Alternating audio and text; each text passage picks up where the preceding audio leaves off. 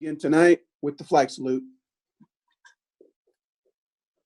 I pledge allegiance to the flag of the United States of America and to the republic for which it stands, one nation, under God, indivisible, with liberty and justice for all.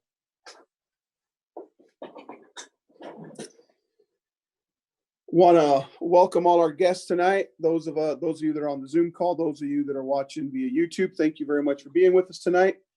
We thank you for taking some time out of your day to watch us conduct our meeting. Full disclosure, hopefully technical difficulties evade us. I'll continue to say this until we're totally out of this, one day closer to being able to meet in person and not have to say that. But thank you for being with us tonight. Having said that, I will now entertain a motion for the approval of tonight's agenda. I will make that motion. There's been a motion made by Director Johnson. Can I get a second? I can second that. All right, there's been a motion and a second to approve the agenda. Any further discussion? All in favor, aye. Aye. Okay, motion carries 4-0. Director Prowse is not with us tonight. She is elsewhere. Moving on to item B1. Is there any public comment for tonight's meeting?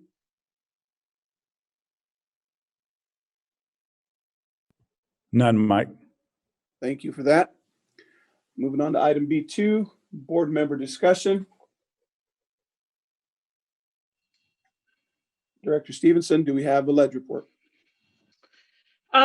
Yes. So a couple of different bills that I wanted to bring out in the House. There's House Bill 1365. It's to procure and support computers and devices for students. I know that we already have the one-to-one initiative. This may help for future replacements. So that could be interesting. And in the Senate, I was shocked about this one. SB 5340, it's to propose that qualifications for a candidate for school board does not have to be a registered voter. I just thought that that was an interesting one. It only applied to school board, not been approved yet, still in the discussion phase. So anyways, and then February 15th is the first bill cutoff date. If a bill hasn't moved out of committee, then it is considered dead for the session. So it will be interesting a week from today to see where and what stops and where different things are. So that's all I'll say at this point. Very good. Thank you for that, Director Stevenson. I want to thank everyone for being diligent and keeping ourselves accountable, filling out our board self-assessments. Let's continue to do so. Dr. Hurst, that nudge, the reminder would be greatly appreciated as well. Thank you for that.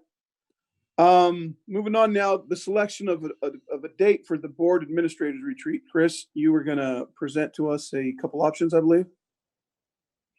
Yes, we have some options, 3 options in February, towards the end of February, and then 3 options toward the end of March as well. And we wanted to ask if the board could look at their calendars to see if there's any date towards the end of February or the end of March will work. And in speaking with Rich McBride, he just asked, considering everything, but recognizing also that we're beginning to bring students back, or that they are back, that we look 5 to 6 weeks out, and then to see where we are, and then possibly reevaluate. So he just proposed looking at the end of either February or the March at your calendars to see what will work for board members. Do you have any dates, Chris, for the end of March? Any specific dates? Is it a weekday, weekend, or? Yeah, we're looking at the 24th, the 25th, and 26th of February. and those same dates for March. And I think there was one date that coincided with an activity, so that may not work.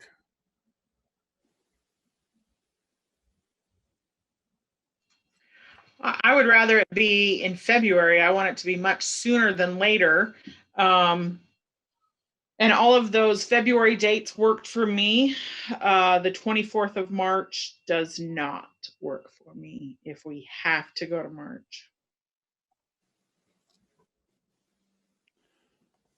February works as well for me. This is a one-day, Chris? This is a one day, and again, it would start in the morning and end about 3 o'clock. So from 8 to 3 o'clock. Okay, If so I it had to sounds- pick it in February, February 25th would be my best date. I could work with that.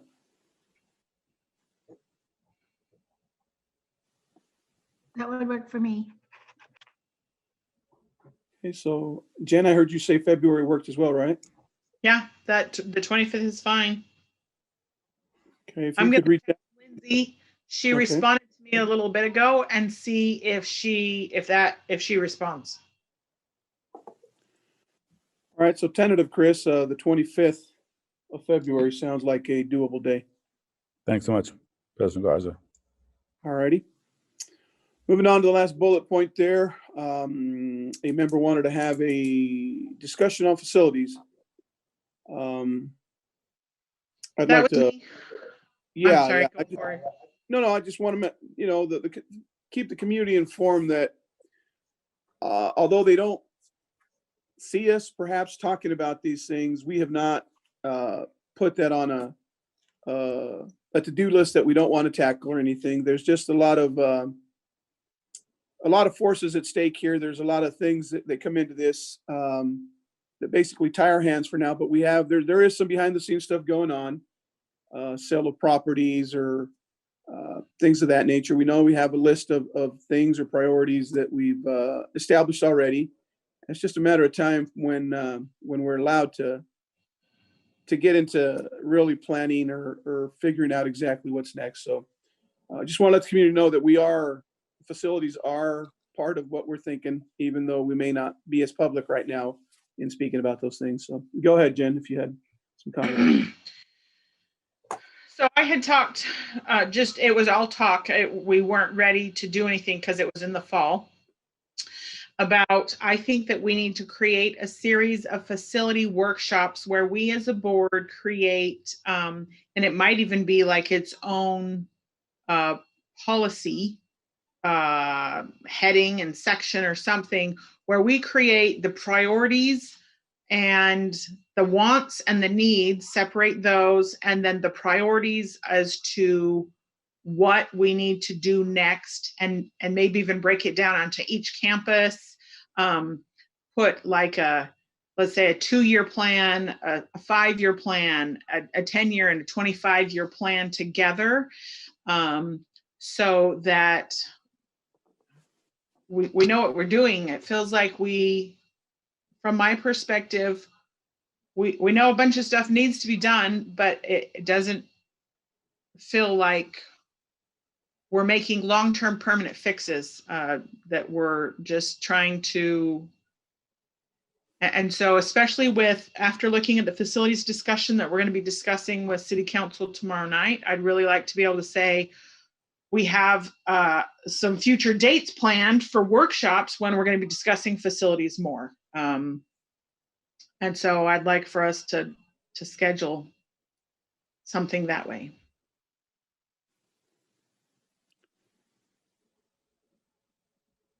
I think at this retreat, if it happens on the 25th, perhaps hearing from administrators would help us. But no, I agree with you, Jen.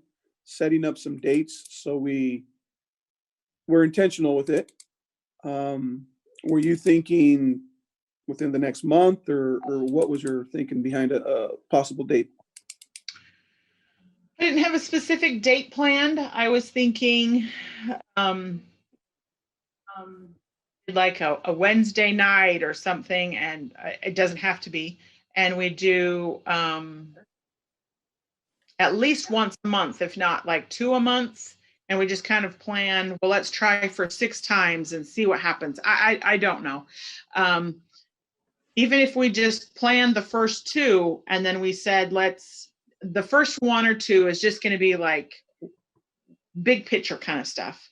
And then maybe we start planning the specifics as we want to have this meeting that was specifically, we talk about this campus or these 2 campuses or something, and we have that administrator there. I'm afraid if we throw more stuff at the board retreat, I know there's already kind of a schedule for that we're already packing too much stuff into that. And so I'd be concerned about putting it there. I just feel like we had the facility committee and they came forward to us with some things that they felt like were needs, and we haven't done anything about it. And I feel like we need to do something about it. Even if we put in 2 years, we're going to do this. A lot of it, Jen, is right now because just the uncertainty of the situation. It's just so tough to put a date to it and then not know what we can or can't do with situations that are out of our control. Nonetheless, a plan needs to be in place for when and if we're allowed to make more concrete decisions with financial numbers at our disposal of opportunities or situations where federal government is going to help us in one way or another. I know that when you said 2 or 3 more a week, I know Sharon and I were nodding our heads.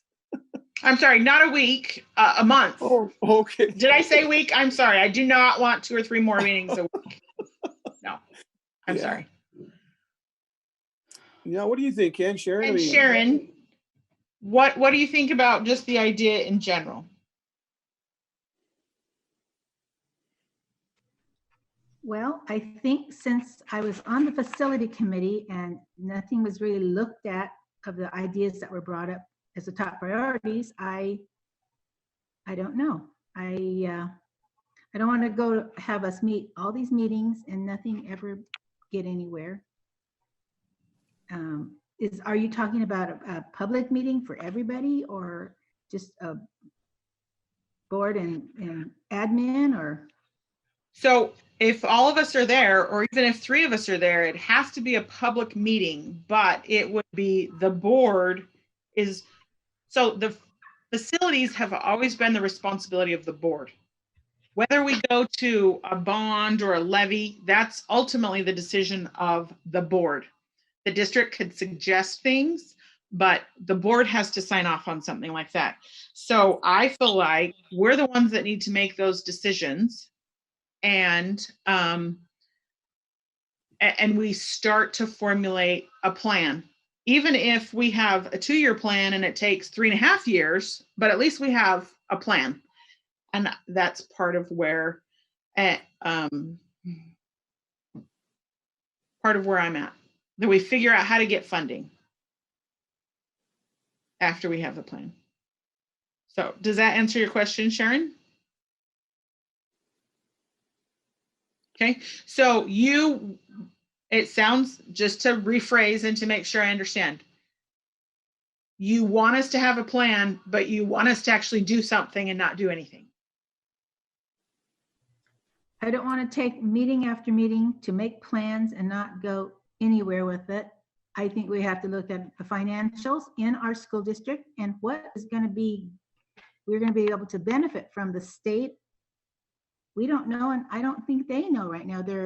I was reading some stuff this afternoon, and they have a lot of programs that they want to implement out here to help people. So I don't think we can set a kind of a guideline of what we'd like to see, but we can't push forward yet. We need to sell our property first. Okay, Ken? Definitely before all this COVID stuff hit, we were kind of on a good direction. we kind of identified some areas where we needed to make some improvements, especially with the high school and a couple of the elementary schools. And we need to bring those back and relook at them, because I think, unfortunately, along with this COVID, it's going to be around with us for quite a while. But it's also going to make us rethink of some of our things that we have to redo in some of the schools for the long-range future too. There's going to be a lot of different changes that have to go on. And I think we need to look at that, but definitely we need to bring back what we were looking at, take a good look at them and look at them for the future. And also at the same time to take a look at the cost on those and try to give the public, no, we're not going to go out for a bond right away for this, but maybe 2 years, 3 years, this is where it will be. But we need to definitely decide what we want to do. We know what we need, but we need to decide what we're going to do to make that next step. And no, I do agree, but I don't like these Zoom meetings. I wish we could meet in person for this stuff. Unfortunately, I had a talk with our legislators, and it don't look like it's going to change anytime soon. But we'll have to do it on Zoom, and the public's freely willing to join at any time. I mean, it'll be available for them too. So going based on what what Sharon said, Jen, should we wait for the sale of the property? Do you have a date in mind before then? Because that could be. I think right. We don't know when. I think you know that I'm tired of waiting. Mm-hmm. You've heard that. And what happens if the property doesn't sell, or if it doesn't sell for the price that we want? We still have other things that need to be done, whether it's a plan with concrete dates or just like guidelines, like these are our top 2 or 3 priorities. I don't, like, I'm not hard and fast about, no, we have to have a plan with dates, guidelines, even with these are the next things that we need to be focusing on. I'm fine with that. I just feel like we don't know what we're doing, and we don't have an idea, and we need to have priorities even set. Yes, and I agree. We need our priority list set down first. I think once we get our priority list set down, then that's when we start looking at the money, because that'll give us a good idea then. Instead of occupying another night, how about a meeting before our next board meeting? Give ourselves 45 minutes or something to have a discussion, to at least get the process started on this. I hate to call it not so concrete plan, but a guideline meeting, a next steps or something of that nature. Would that work?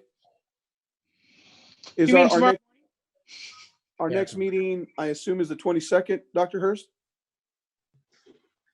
Yes, that's correct. Okay, so I think we'll plan on having a special meeting, workshop facility discussion, an hour before our regularly scheduled meeting on the 22nd. And I will let you start. Yeah, and I will let you know, Chris, if there's any information we need from the district for that meeting. Sounds good, Mike. All right, well, appreciate that. Thanks, guys. Moving on to item B. Oh, go ahead. I did get a response from Lindsay. She cannot do February 25th. I'm not sure we want to go forward without her.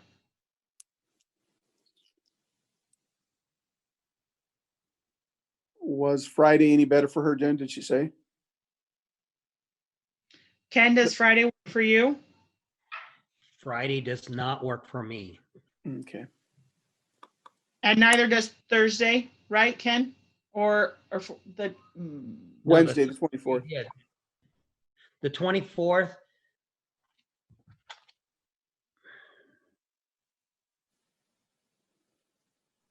I'd have to clear out my afternoon, but I think I could do that. I think I can another make the option, 24th Mike, work. is to look at that next week, March the 2nd, 3rd, and 4th. If that works better for the board members, one of those The days. 2nd, we're at McFarland in the morning. So the 2nd doesn't work. The 3rd and the 4th would work for me.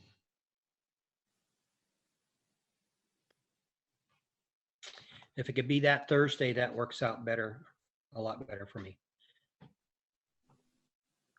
I can also make the 4th of March work. Okay, let me text her. Sharon, does that work for you? Yes, I think that would work.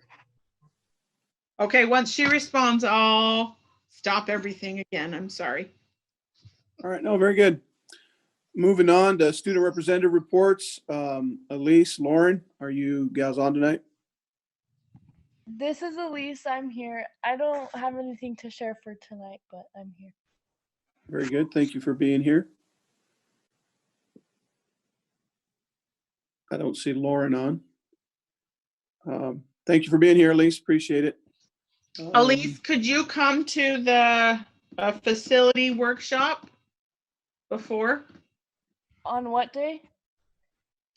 The 22nd at 6 instead of 7. Yeah. Okay. If you could notify Lauren as well, see if she's able to come too. Elise, I'd appreciate it. Okay. I can do that. Thank you. Moving on to item C1, required approvals. I will entertain a motion to approve required approvals tonight. I will make have a motion. few questions before we approve. Into accounts payable. We have $13,000 to Desert Landscaping. Can you tell us what that's for?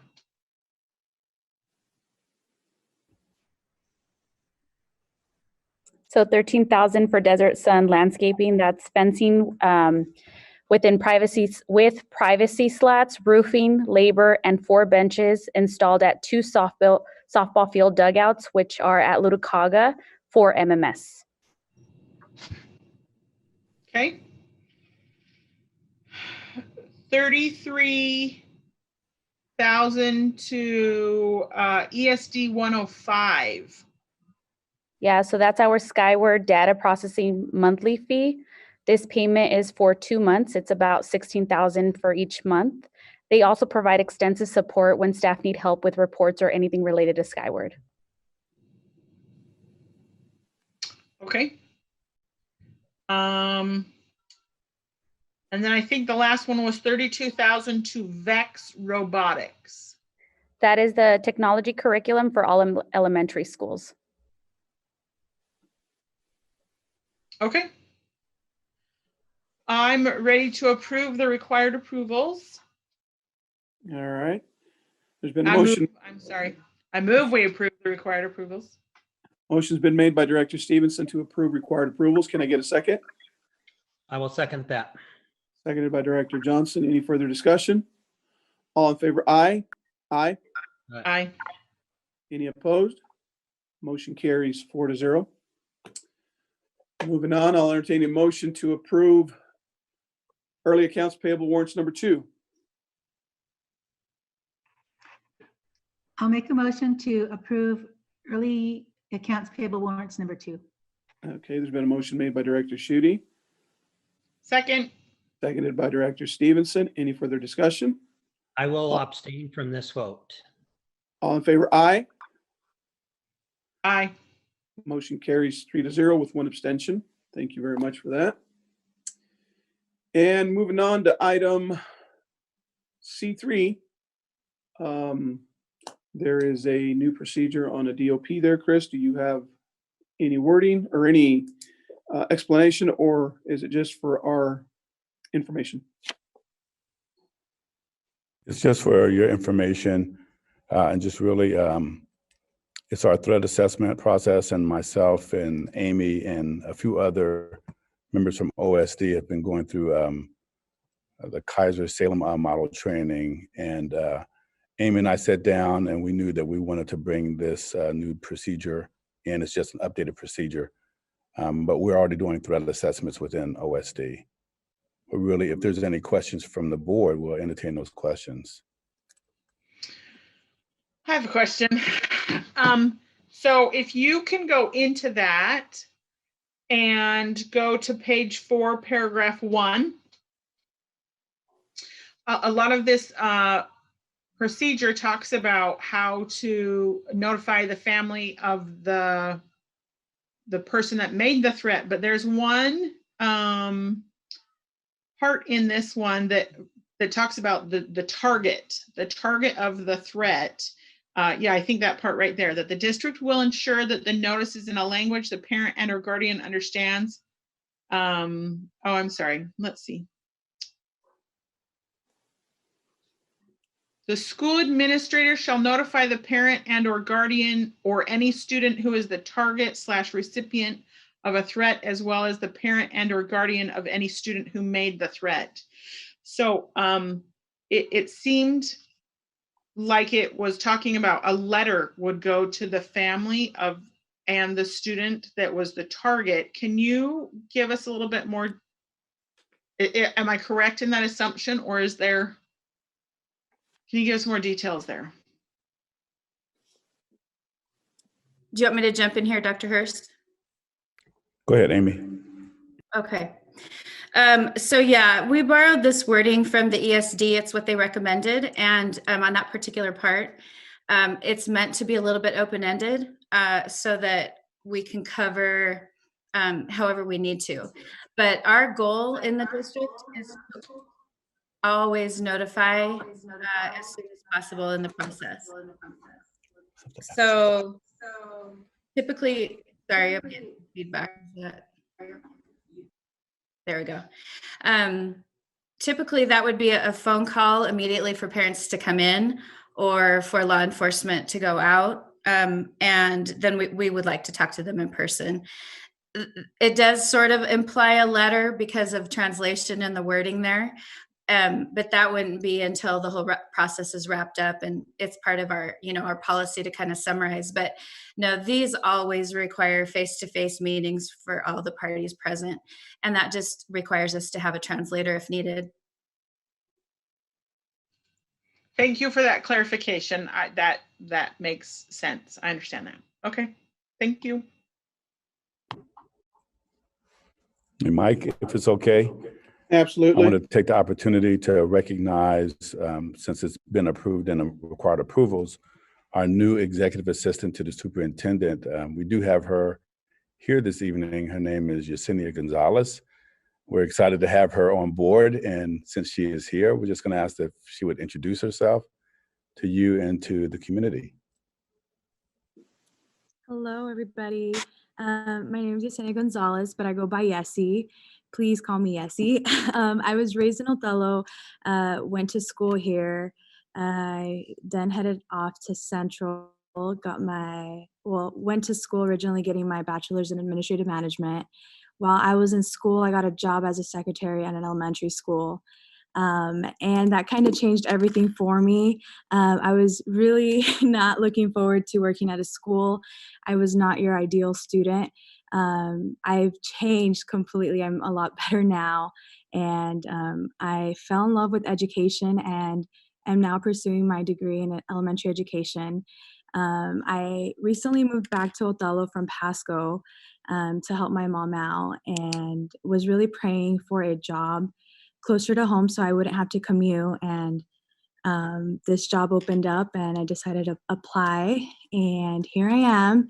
I'm so excited to serve the community that I grew up in, and just get to know all of you guys, and I'm here to help. I know it's going to take some time to learn the job, so be patient with me, but I'm really excited to get to work and serve my community. Yeah.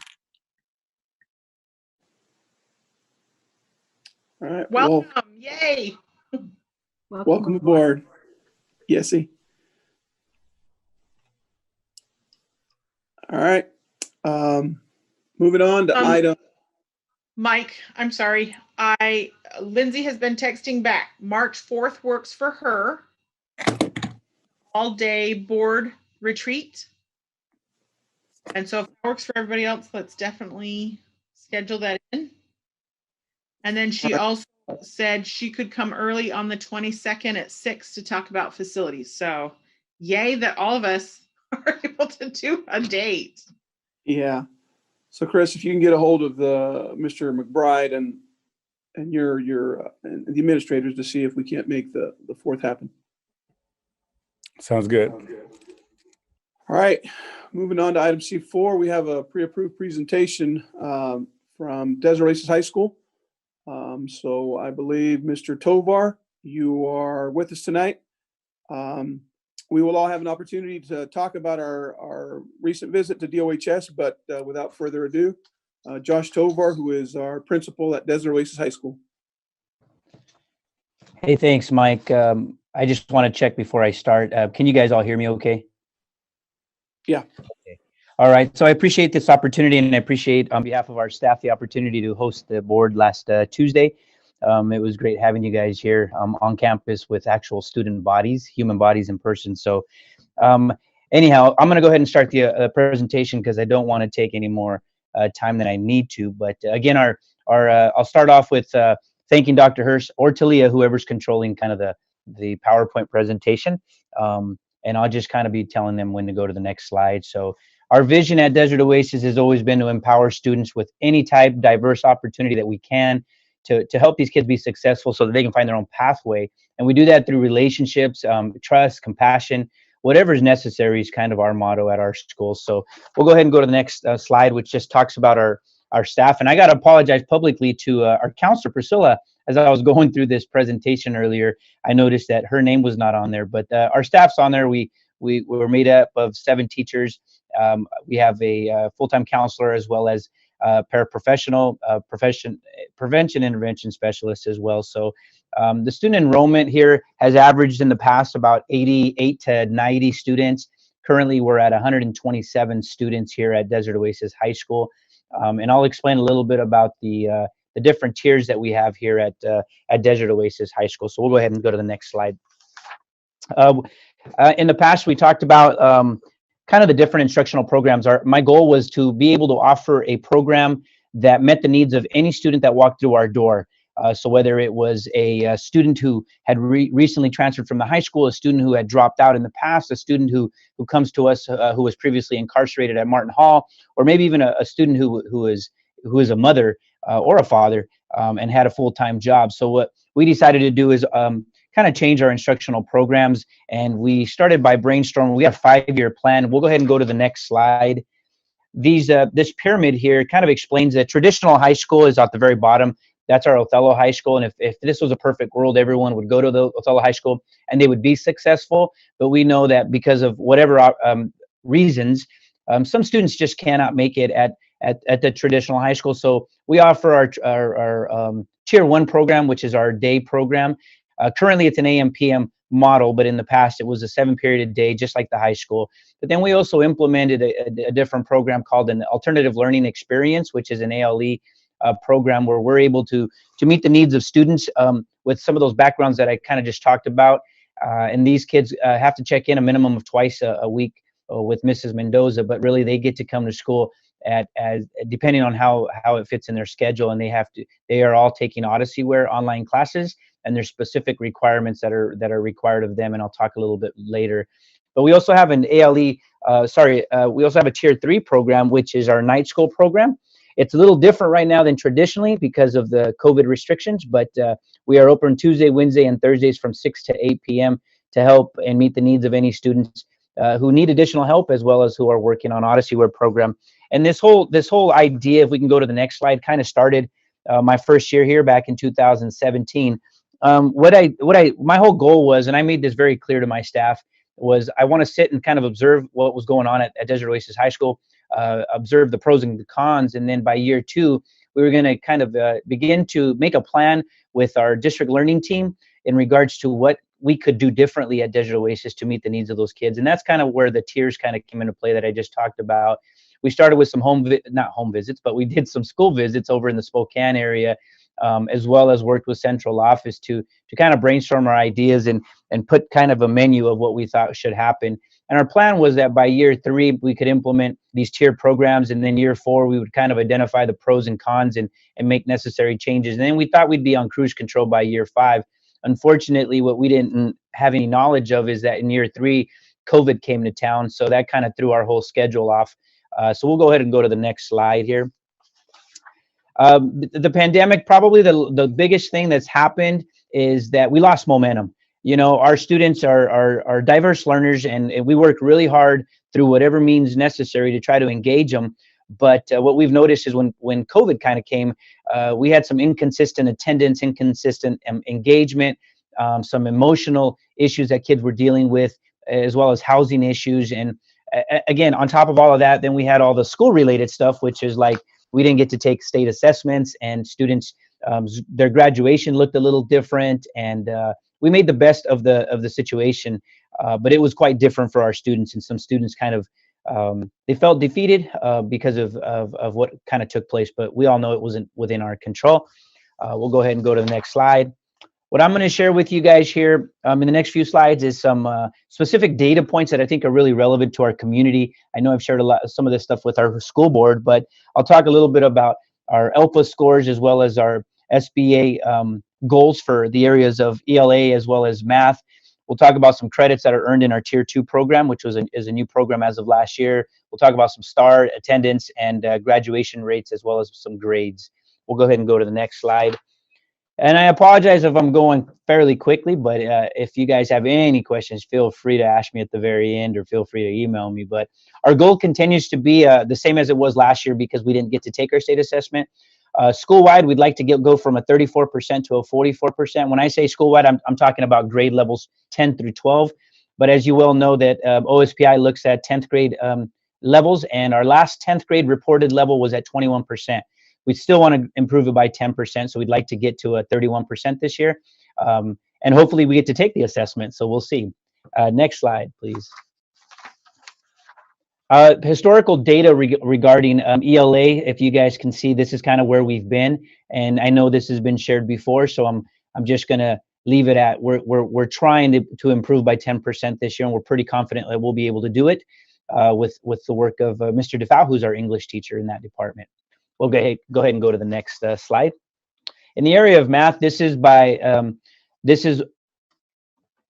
not a secret to anyone. This is the area that we are focused on because this is our Achilles here at Desert Oasis High School. Our goal is to move from a 4% to a 14% school-wide. And again, in regards to the sophomores that are taking the test and the reportable data, we would like to go from a 0 to a 10%. What this means is that we have not had much success with our students passing the state assessment. Currently, we're hoping to make some differences this year and grow from where we've been.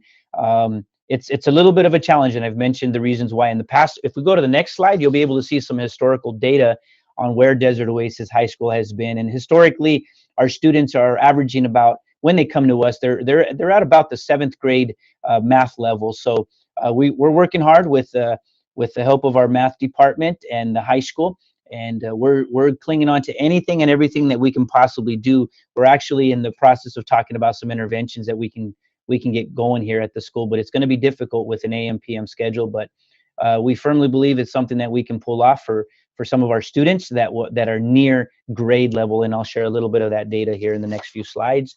The next slide talks about the ELPA score. This is the language acquisition. Our goal is to move from a 12.8. This assessment we did get to take last year, which was one of the few assessments we took, and we came in at 12.8%. which is right about the state average. They're usually in the low teens when it comes to the number of students that they can exit from programs. We would like to get to a 20%. I know that's pretty ambitious considering what the state average is, but we firmly believe that it's within our reach. And the next slide will talk about some historical data in the ELPA area. As you can see, we kind of went from a 9.1% to a 12.8. You see a couple things growing here. Our percentage of exiting is growing, but so is the population of ELL students that are coming to our school. I believe currently that says 33%, but we recently transferred additional students from the high school at this semester. So our percentage is closer to 38 to 40% of our students being at ELL students of those 127 that come to Desert Oasis High School. So what I have to offer you guys regarding the ELPA test is that there's a new assessment this year, a language acquisition assessment.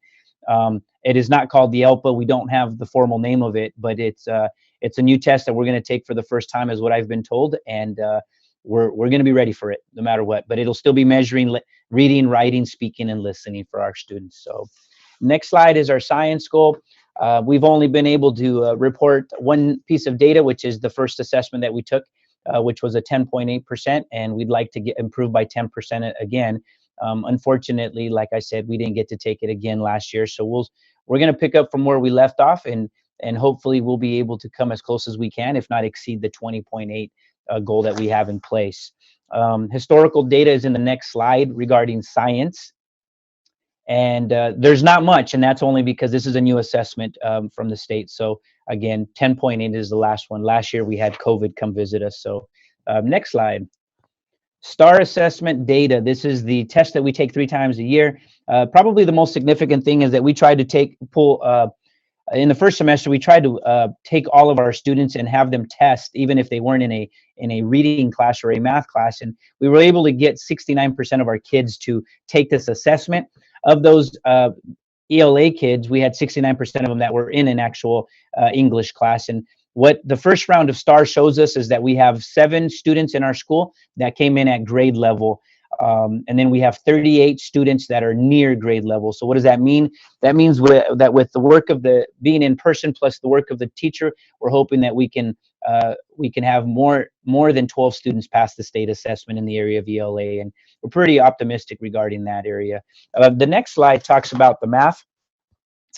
And in the area of math, you can see our ongoing struggles. Currently, we tested 47% of our students in our school in the STAR test, the first round, and we had 1 student that's at grade level. The most recent score that we just administered shows us that we currently now have 5 students that are at grade level in the area of math. So our goal is to continue to grow that, and we're doing that through the different programs that we offer as well as the interventions. But what we're also hoping for is that by the end of the year, we'll be able to reach higher ground. This is an area of focus, and my teachers know that we spend a lot of time worrying about math right now. So we're gonna keep pushing forward and hoping that continues to grow up. Attendance data that you guys probably will be curious about is what was our attendance before COVID back in March, and then what was it during COVID? As you can see, school-wide, we were at about 72% of our kids coming to school on a regular basis. What is a regular basis? That means they had 2 absences or less, as defined by OSPI. So we were at about 72%. Actually, sorry, that was during COVID. But prior to COVID, we were at 88%. I think I said it the other way around. But I gave you a breakdown by grade level so you can kind of see we did lose momentum, and it doesn't come to us as any surprise. I think all schools will report that the attendance kind of dropped, especially for high schools. So next slide shows academic. Some academic trends that we had. This is probably one of the things that we're most happy to report about, is when we started school in August and we were online, and we were averaging about 150 Fs across the board in our entire school. That means we only had 3 classes. So that means we had 30 students by week 5. We had 23 students by week 10 that were failing every class. And then something happened between week 10 and 15, and there was 2 main variables, and one of them was we changed the floor of our grading scale. We went from a 0% to a 50%, which tends to motivate a lot of kids, especially at our school. And then we also got permission from the district office to bring students in person to be able to help them and tutor them on their homework and their missing assignments. And that we were basically a transportation service as well as a tutoring program for as many kids. We were averaging about 8 kids a day that were coming in during that COVID time, which really helped. By the end of the year, or by the end of semester 1, we only had 8 students, and out of those 8, 6 of them have yet to engage. They just have chosen, for whatever reason. We've made multiple home visits and phone calls, and they've just chosen not to. But we're pretty proud that we got those 154 Fs down to 55. And we're pretty proud that we only had 8 students that failed every class out of our 116 kids in that first semester. Again, the next slide just talks about some action steps on what we're doing to kind of help us out. And basically what we're doing is a little bit of everything with the time that we have. I mean, when you only have 2 classes a day at 85 minutes each, it's really hard to pull kids out to work on specific areas of need because we need them in the classroom. They've been out of class for so long. We realize that that's an important thing. But one of the things that we're going to focus on here from the rest of this year and into the summer is this book study on Driven by Data, where we're gonna focus on writing interim assessments, which will give us another data point similar to STAR, but maybe more in depth for our teachers to be able to use. And we're kind of in the infant stages. We just ordered the books, but it's something that our district office supports, and our administrators are also working hard on this. The last piece of data I want to show is that Tier 2 program. If you go to the next slide, you'll be able to see kind of what this program was able to do for us here. Because of this program that we started last year, we had 67 additional credits. That means in addition to the normal program we had at the day school and the night school, the Tier 2 program, we had 67 credits that we were able to award. What does that mean? That means out of those kids that were attending, they took an additional 134 classes towards graduation. So we're pretty happy. But you can look at the difference now in semester 1 of this particular year. We only had 28 additional classes that were taken. You can see the dramatic difference between when we were in school versus when we weren't not formally in school. And that teacher back there makes all the difference for those Tier 2 teachers or students. So Miss Mendoza, we're very happy to have her, but she works really hard to keep those kids engaged. And we're gonna see what this number looks like by the end of this school year. And then the last slide that I want to share with you guys is our graduation trends. It did improve. It's not nearly where we want to be, but considering the students that we have and how hard we've been working, we hope to grow this number. We did graduate 25 students last year, but this year we have over 50 seniors, and currently we have about 28 of them that are actually online to graduate. So that's kind of the battles that we're having at Desert Oasis. And again, I want to apologize for going so fast, but I'm looking at the clock, and I respect your guys' time and the community's time. So I'm going to cut it off here, and I'm going to say thank you again for you guys visiting our school, and I thank our staff and our students for making Desert Oasis High School what it is, because without our community, our students, our parents, our board, our district staff, we wouldn't have a school. So we appreciate all of you guys. So if you have any questions, go ahead. I have a question. So Josh, you have about 125 students now with all of the tiers, right? 127 right now. Okay. And you said you had about 50 that are seniors? We have 54. I might be off by 1 or 2, Jim, but about 54 seniors currently. And then how many sophomores, how many juniors? Do you have any freshmen? Yeah, we have 1 freshman. What we try to do with freshmen is we try to wait until at least their second year so they can have a fair chance at the high school. But there has been occasions where the parents are adamant that they want them to come. So I have 1 current freshman who it was a parent choice for her to move here.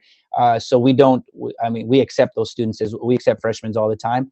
But what we found is usually they need to develop. So the highest population of students we have is juniors and seniors, and then we have sophomores as well. And I can email you our exact numbers. That'd be great. Thank you. Mm-hmm.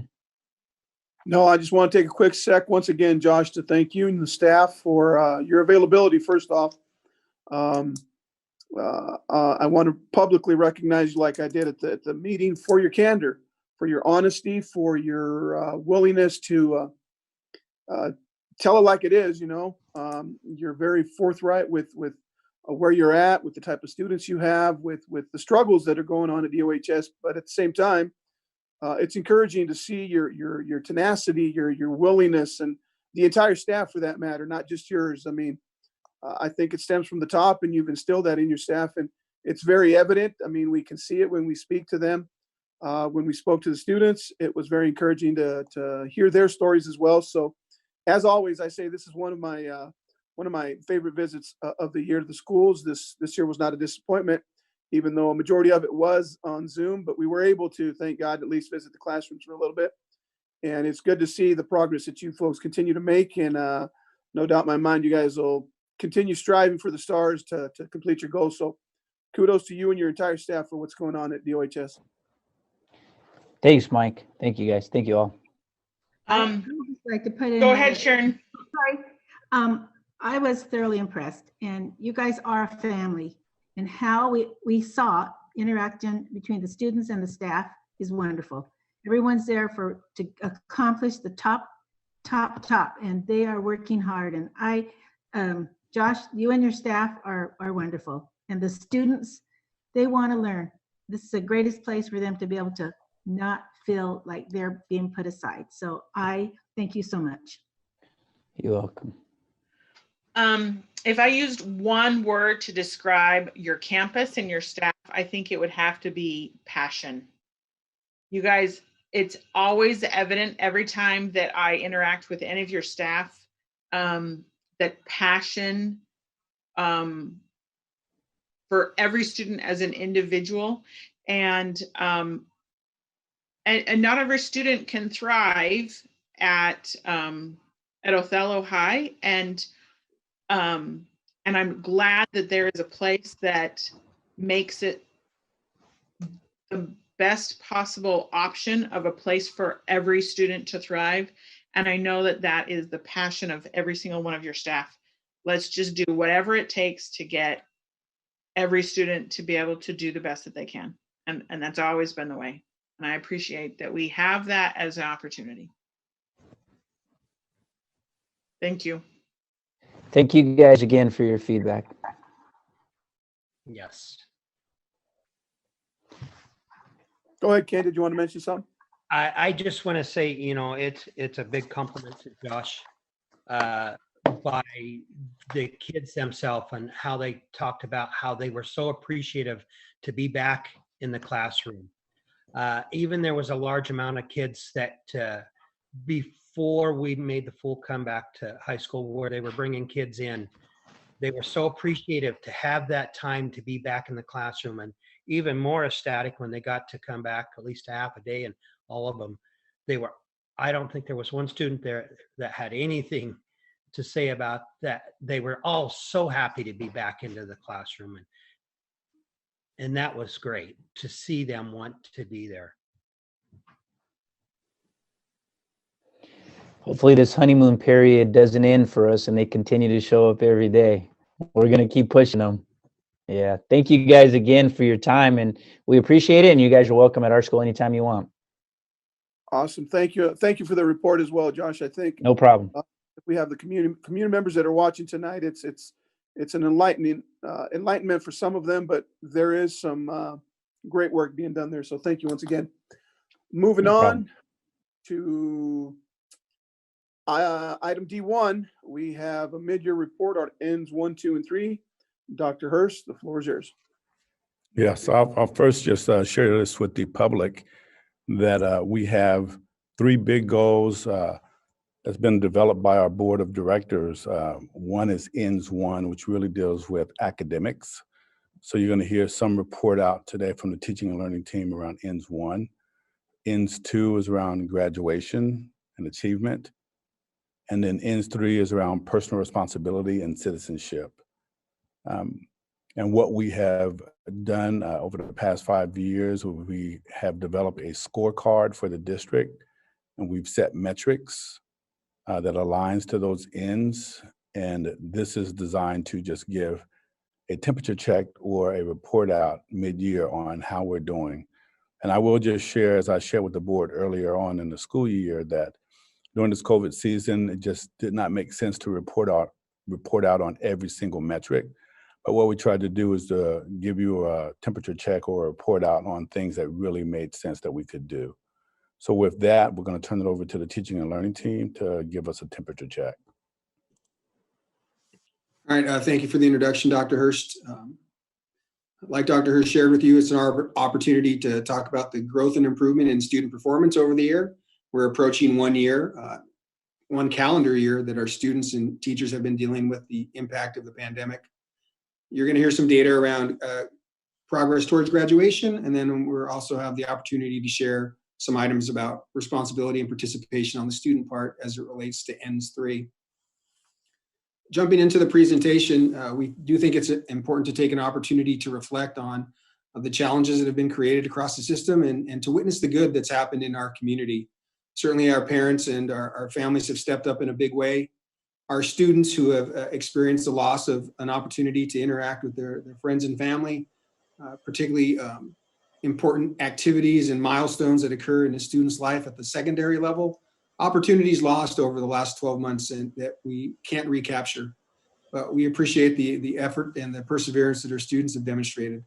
The Department of Health has certainly been a willing partner for us, providing feedback and guidance and support and encouragement through all this work. Our folks in transportation, the lift over there has been enormous. The work that we've asked them to do, the changing of schedules, and Marion Shade and her team, they always do it with a smile and the interest of getting kids on our campuses when it's safe, getting food out to our families. I think it's important that we recognize the teachers. Their world has been shaken up like never before, and they've been asked to take on a heavy lift, and they've done it with certainly a level of dedication and commitment to our students, and it's been impressive to watch. Our folks over in food service providing meals consistently day after day throughout the summer. Our paraprofessionals who step up and help in every one of those areas, trying to make sure that our kids get what they need. Our custodial staff who, at any time, if you're a frontline worker and have the fear of dealing with what the pandemic has created across the country, our custodial folks have stepped up and helped us feel safe in our campuses. Our administrators, we hired them to be educational leaders, and they've spent much of the last 12 months working as pseudo healthcare professionals. So they've done a lot of learning, and we're impressed with their efforts. Our folks over in maintenance, Orlin Favreau and his team, continuing to make sure that our facilities are up to date and safe for all of us to use. Our counselors checking in on kids, not only worried about how they're doing academically, but just checking in to see how kids are doing. And our folks over in technology, the move to one-to-one and online instruction has been a dramatic shift, but the district was positioned to make that happen, and they should be recognized for the outstanding work they did in allowing teachers to deliver their materials and their content in a remote world. So whatever the scorecard says, no one can discount the effort that the community put together, every piece of it coming together to do what's right for our students. And I hope we all take time to reflect on that and to honor the work of all those individuals. We've also learned some lessons along the way, and I think it's good for us to look for the sort of silver lining in this cloud that's hung over us for the last 12 months. But we certainly have figured out more effective ways to communicate with our families through talking points and other components of our core 4. We've been able to implement and try out some instructional tools that allow us to connect with kids like never before. The use of technology to enhance instruction certainly have made significant strides there. And I think we've all demonstrated the ability to adapt very quickly. Our families have demonstrated that, our students and our teaching staff. It doesn't take 2 months to make a change in a school anymore. They've got it down to 2 days and in some instances 2 hours. So the flexibility that they've demonstrated has certainly been impressive. And I hope that we all take some time as we come back to the reopening of schools across the country in what we're hopeful will be a more normal setting, that we remember the valuable role that schools play in our community, the important work that they do in a normal setting, and that we realize and recognize when they're not there operating as they are intended, the dramatic impact that it has on the system. And so I think it's important that all of us recognize that valuable role that our schools play. I do want to remind the board that perhaps for some of you, this is a new way to look at the work, but this is traditionally how we look at it. I wanted to provide some context and an anchor point for the board as we talk about the rest of the data you're about to see. This is the instructional core, and there are really 3 things that happen in schools. Certainly there are students there. There's a teacher working with those students, and they're all working around content. And our teachers design tasks and present tasks to students. And what we want to be mindful of is if we change one of those categories, we change one of those factors, the other ones are changed as well. And certainly there's been a change in how we can deliver content, how often we can connect with students. And so the instructional core has been rocked, but we use it as our anchor. We've paid particular attention to the relationships and focusing on those pieces between the teacher and the content. and the teacher and the student, and how we're delivering all that instruction. So as we present the data, I want you to think about that framework. And I would hope that your questions would be focused on one of those three components.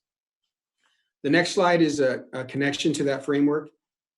We're going to share with you the actual data. There are certainly opinions out there that this was a lost year in education. We challenge that narrative. It certainly has been a difficult year, but not a lost year. We've learned some lessons, and certainly our kids have learned, and that will be demonstrated in the data that we share with you tonight. And the reality will be the actual student learning that we share. The instructional approach, if you'll remember the presentations we had about the core four and blended learning and hybrid and those models, certainly you should all remember and recognize that work that's been put into delivering instruction the last 12 months. And then the leadership component, we're really going to talk about next steps. And when we talk about leadership, that's all of us. That's the board, certainly. That's district staff. And when I say district staff, that's all of the adults working day to day and interacting with our students. It's everybody in our system. They have a responsibility to our kids and to our community to provide the best educational experiences that we can. And so that's what we're going to share with you. The next slide provides sort of that first step into the data. And these are initial findings, not from Othello, but from across the nation. The folks at NOWEA who organize and implement the MAP test, many of you on the board, particularly President Garza, who's been on for several years, will remember when we used the MAP test. Now we use the STAR test. But those folks shared data that was happening in schools across the country. And they did note that there was a percentage loss, particularly in math for students. And the growth in math was lower than it had been over the last several years from their data set. They also indicated that some students, most students in fact, made some learning gains. And in some areas, they held strong, and that there was a lower growth in math across grades 3 through 8. And what we want to share with you is those initial findings from across the nation are reflective of what you're going to see in our community as well. So we think it's important that you have some context about what's happening in schools in general in the United States, and certainly what it means for us here locally. The first data slide that we're going to jump into is around kinder readiness. And if you remember in our system that we assess that through a local assessment. And what you'll see here is last year at this time, about 65% of our students were kinder ready. And this year it's 23%. And so that initially that might make you sit back. And certainly this will be the most dramatic slide that you see in the presentation. It's certainly the most significant difference. And I think there are a couple of pieces to remember around this particular slide. When we had a push from the CDC and from OSPI to bring back our youngest learners, this kind of data is what drove that message. Very difficult to connect with those young students and do age-appropriate activities in a distance learning model. So we knew that impact was going to be there. But we also, I think, should learn from this slide that our work makes a difference.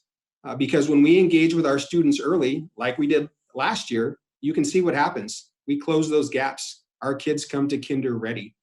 And so what I think you would never do this in an ethical way, but if you had a control group and said, we're going to give all these kids an early learning pre-K experience in Othello, and we're not going to give it to these kids, that's essentially what happened here. We gave it to kids last year, and this year we couldn't. And you can see what happens when we don't do it. So I look at this slide from a perspective, and was having this conversation with Jennifer Garza, who oversees that program, that I think this speaks to the power of the early learning and the investment that the board and the community has made in that program. And I would, again, as you wrestle with this, how this looks, I would hope that you approach it from that way, that when we get our kids early, it really makes a difference. And the work that they do there should be recognized. The next slide jumps into the third grade STAR. And what you'll see is those trends are very similar to what we see in the national impact. I think it's important that we all acknowledge that, the sky isn't falling. We have some significant challenges, but these gaps aren't as dramatic as I think some folks in education and outside education want to tell us about. Certainly early literacy and the importance of reading by grade level at third grade. You'll see in the next slide that it actually held tighter. So, but that's been a concern and a challenge and a drive for us in our system for years, is to get kids at reading level by third grade. You'll also see that the gap that was identified nationally in math, that's consistent with what's happening here in Othello. And the data that you see here in this slide, it's going to inform our planning for summer school and for professional development. Principal Tovar touched on one component of that, and John Wiseman will share more about that later. But those are the results for third grade reading and math to this point in the school year. The next slide, very similar look, and this is the fifth grade, same assessments, but for our fifth grade students, you see that flat bar in STAR reading. I think that speaks to the persistence of reading skills and why it's so important to get kids reading at grade level by third grade, because when they can read, they hang on to that. They don't lose that ability. We just adjust the rigor. But sort of a flat trend there. And then in STAR math, again, the gap that's been recognized nationally and is pretty consistent across our system, apart from one site. And we'll share some of that work around McFarland here in a moment. The next slide provides the data around McFarland Middle School. And as you can see in the STAR reading, a slight gap there. And in math, more encouraging, basically flat. And I think what's important to recognize there is really the coherent work that's happened at McFarland, particularly around math. There's been a level of intentional support from the administrators and the instructional leaders at that building and the math teams. They've partnered with folks through the teacher development group. They've done some benchmarking work in the Sunnyside School District. They're one of our early adopters around DataWise, which Mr. Wiseman is going to share with you here in a bit. The math team collaboration there and the asynchronous videos that they put together for our students over the last several months, we're really seeing an impact there. And so excited actually about the work that's happening in 7th grade math. And you'll see a similar impact in the 8th grade. So I think McFarland to be recognized for their efforts to Principal Tovar mentioned it as momentum, to maintain as much momentum as possible. They're ready to take off at that school. The next slide jumps into 8th grade. And again, a very similar picture to the 7th grade report. So that provides some consistency in the data for our system. It demonstrates the coherence. And I think, again, those math folks at MMS in particular, we're encouraged by the work that they're leading. And we're hopeful that the folks who are leading the charge around ELA will learn from those lessons and develop systems of coherence that lead to more increased performance for all of our students at the middle school. So exciting work at McFarland going on. The next slide gets us up to the high school. And this one, Principal Tovar shared the adjustments in the number of Fs at his school, and he attributed that to two factors I thought I heard him share. One was around the grade policy change, and then the opportunity to bring students and work with them face to face. Certainly what we want to talk about in this slide, we're always concerned about 9th graders passing their courses. It's certainly a prime indicator for whether or not kids are going to make it to the graduation finish line. And there was some concern initially that by changing that grade scale, that some sentiment out there that kids were getting something for nothing.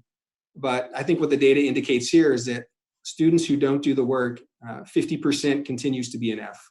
And so if you look at these sort of broadly, it's a very flat trend for the number of students passing their courses. The driver really was to facilitate engagement and get more work handed in so that the learning could be assessed. And what we're hearing from students and from teachers is that, in fact, more assignments are being handed in. There is an increase in engagement, particularly from those who felt like their chance of passing was very unlikely. And Principal Tovar highlighted that at DOHS. But this is a new practice, and it will be something that we want to keep an eye on. But the concern about every kid passing every class, that didn't come to pass. The goal of having more kids engage more consistently so we could assess learning, that is happening, but it's the first semester. So we're going to want to keep an eye on this one and pay attention to what it means for our graduation rate and how kids are doing in our high school. The next slide is around attendance, and Principal Tovar certainly shared some of the challenges that he's experienced at his school around attendance. And we're actually reporting this out as average daily engagement. You'll remember that OSPI loosened the parameters around how school districts could count attendance throughout the pandemic. And we had kids who were checking in on Zoom, completing work. We're able to count that as attendance. So we're looking at really more as engagement. And initially you might feel encouraged by saying, well, it looks like, just over 90% of our kids are engaging daily. And we're encouraged by that. I think it speaks to the impact of the hotspots that we were able to secure for many of our families. the one-to-one initiative, and bottom line, our teachers implementing Core 4 at a really high level. Our teachers really made a difference in getting kids to attend and engage. But it also reminds us that even at 90%, that's about 450 students in our community who are not engaging daily. And that's a concern for us. So we're going to want to pay attention to both those factors, particularly when we get back on site, and we don't want to let kids leave our system and not check in with them. So we're going to be paying close attention to this one. We recognize the good work that got those kids to engage, but we really pay close attention to why we have some kids that are choosing not to participate in a more regular way. The next couple of slides hang out at the. Pete? Yes. Pete, before you go on, can you I want to clarify. So when you're saying engagement, you're meaning attendance or check-in. Is that correct? Yeah, so average daily attendance it's tracked. It's a formula that they use. So the percentage of students attending minus the daily enrollment divided by the percentage of average yearly enrollment. It's this formula that OSPI uses to calculate what's your average daily attendance rate. But what was happening in the online world was if you checked in on Zoom, if you checked in on Google Classroom, if you got your work done, we were counting that as having attended. And so we didn't think it was authentic to share with the board or the community that sharing it as average daily attendance was reflective of what we shared in the past. So we wanted to share it as engagement. Okay. Thank you for clarifying that. That's much clearer. Okay. The next slide is around AP and college in the classroom credits. You'll see that it's very flat across the system. We had a goal this year of increasing that to 60%, but we were forced to change our schedule. You're certainly aware of that, and that forced the consolidation of some courses and impacted the number of opportunities even available to earn college credit or AP at our high school. So we're celebrating that we're able to maintain that in spite of the impact that COVID had on the master schedule at our high schools. And we look forward to 100% of our kids taking the rigorous coursework that prepares them for a productive post-high school experience. But we're encouraged by the hard work happening at our high school around AP.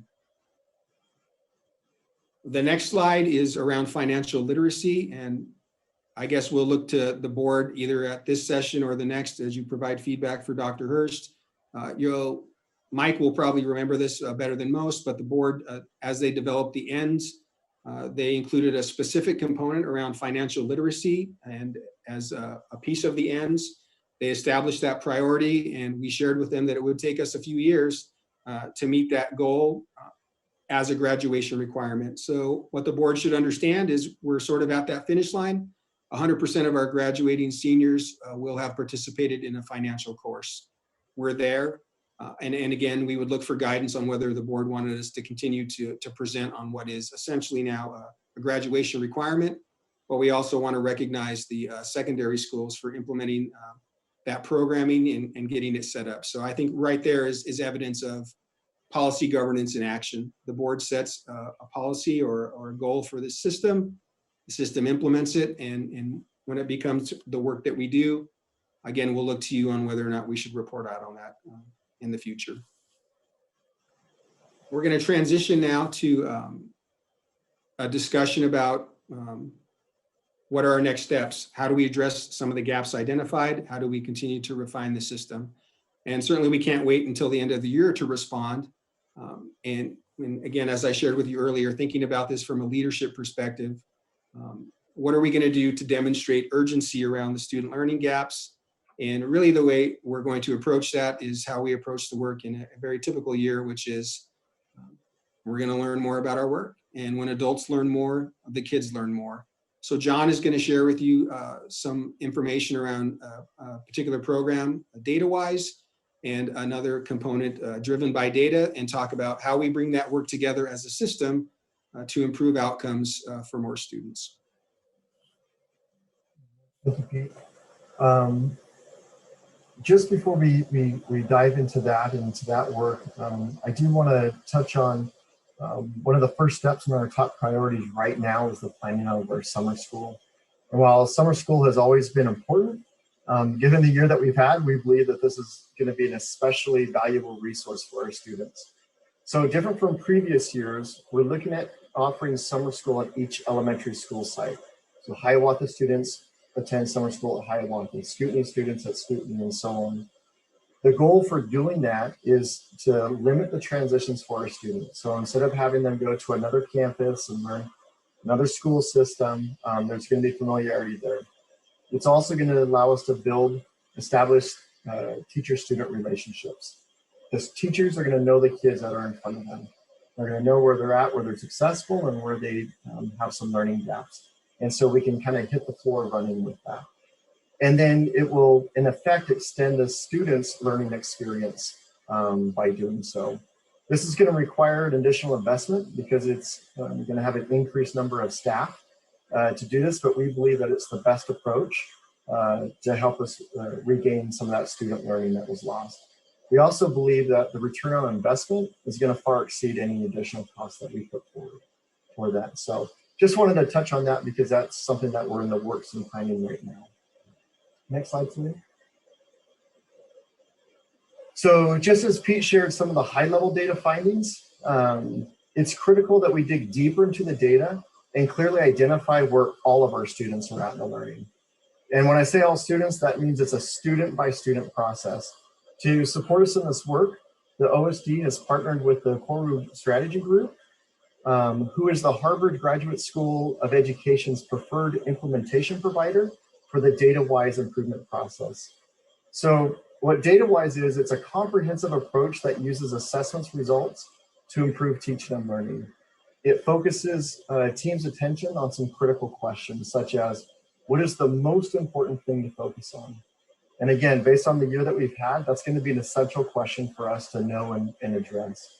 What do we understand about what our students know? Where are they being successful? And where are they not successful yet? And so by really focusing in on those essential questions, it's going to enable us to directly and intentionally respond to what our students need next in their learning progression. One of the pieces, next slide, Stan, in the driven by data, it's another systematic approach, but it's focused on developing high quality assessments based on the learning standards. So without quality assessments, you can't have quality student data. So both DataWise and driven by data are highly collaborative processes, meaning to be successful, we have to have teacher teams, principals, the teaching and learning team, all working together towards these common goals and building these assessments and going through this process together. The next slide, please. The next few slides are going to provide a general timeline for how the work is going to roll out. So this spring, we're begin with both the DataWise and driven by data processes. So right now, the TNL team, principals, assistant principals are currently participating in an in-depth book study to build our background knowledge around this work. And then one of our first tasks is going to be developing an instructional scope and sequence for each grade level. And at the elementaries, we'll be starting with math. With our partners at DataWise, we're going to begin the professional development Zoom sessions with principals and then eventually roll that out to school teams. And so all of that is really either happening right now or is going to be happening in the next coming weeks. This summer, we're going to be looking at determining and setting our assessment windows across the system, across the district.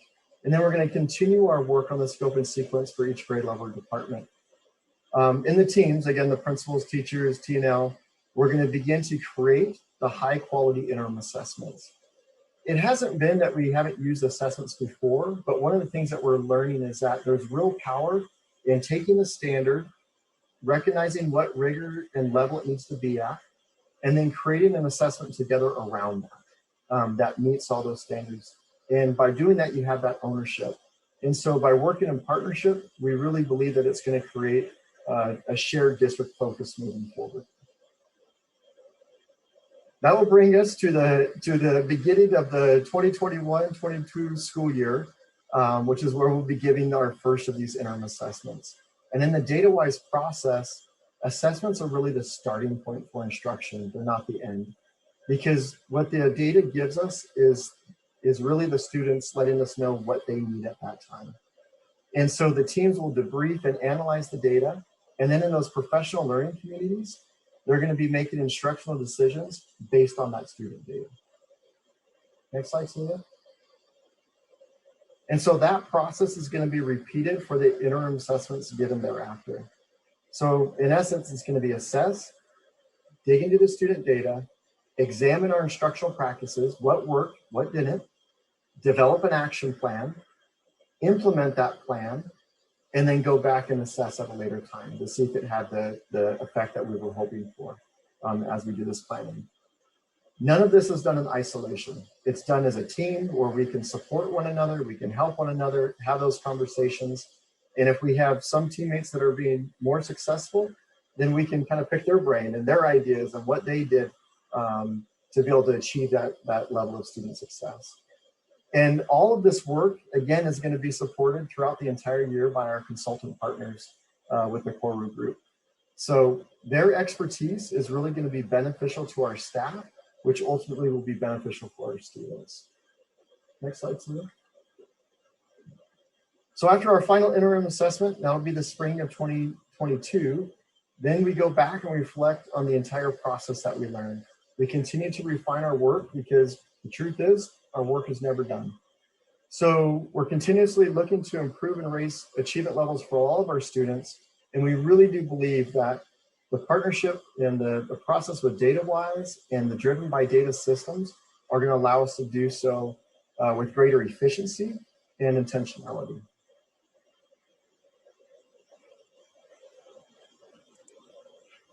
Thanks, John. Just want to provide a quick summary slide for the board, and certainly would welcome any questions or comments about where we're at as a system. But we did want to recognize the hard work of our students, staff, and the community over the last 12 months. We share with you quite honestly that the data communicates where we are now. It's our current reality, and that informs where we go next. And we also wanted to be clear about the professional learning supports that for our staff so that our students receive the support they need, all in the interest of meeting certainly the ends of the board, but also the instructional vision for the district, which is shared below. So appreciate the opportunity to share with you all this evening, and would welcome any comments from the board.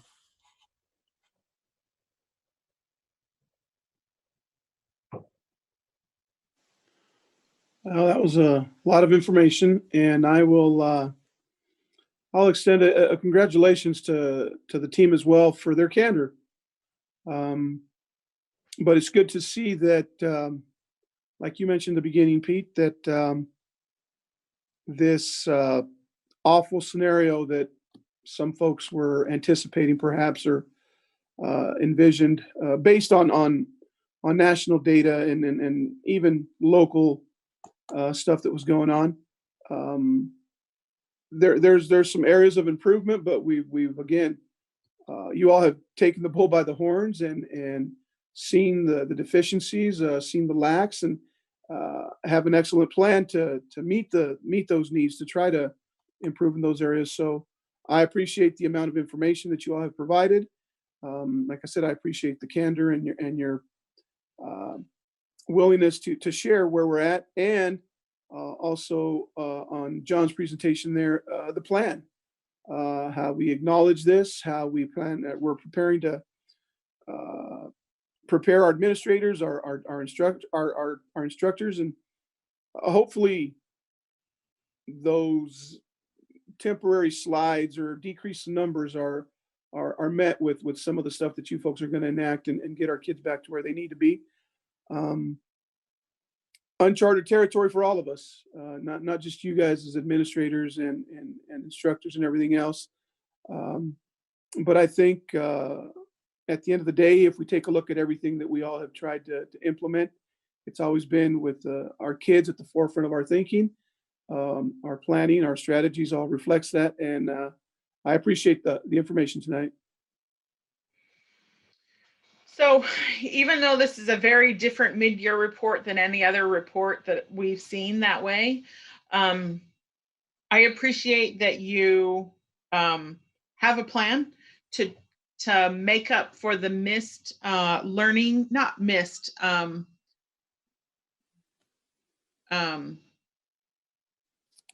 in some cases missed, to try to to keep us where we need to be, and also to have a plan for the future as well. That it's not just that you're focusing both on the here and the now and how to make it even better next year. And I appreciate that you're being able to you're looking at both of those and sharing those with us. That's great. Thank you.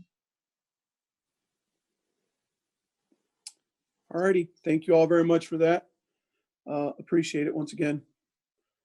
Moving on to item E1, revision discussion of current board policies. We have E1, E2, and E3. I didn't see any corrections or any additions or subtractions made to these.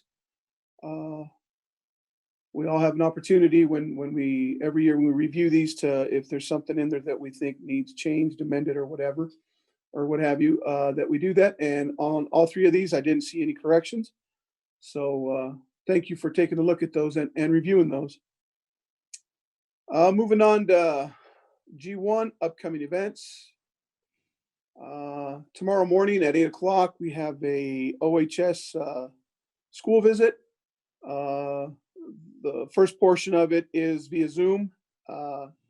We will have actually three sessions that are via Zoom. We will meet with administration or the staff, then we meet with students, and then we get a state of the state from the administration.